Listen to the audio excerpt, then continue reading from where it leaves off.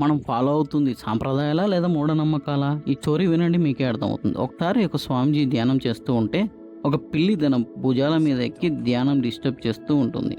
అందుకని స్వామీజీ ఒక శిష్యుని పిలిచి ఆ పిల్లిని ఒక చోట కట్టేయమని చెప్తాడు.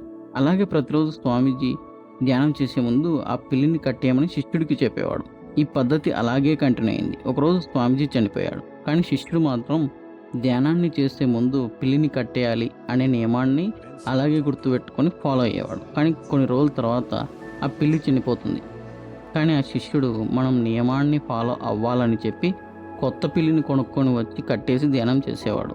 కొన్ని సంవత్సరాల తర్వాత శిష్యుడు గురువు అవుతాడు. తన శిష్యులకు కూడా ధ్యానం చేసే ముందు పిల్లిని కట్టేసి ధ్యానం చేయాలని నేర్పుతాడు. సాంప్రదాయాలు అద్భుతంగా ఉంటాయి ఎప్పుడైతే అవి మనం తెలివిగా ఫాలో అయినప్పుడు. లేదంటే అవి మూఢనమ్మకాలు అవుతాయి. మీరేమంటారు? కామెంట్ చేయండి.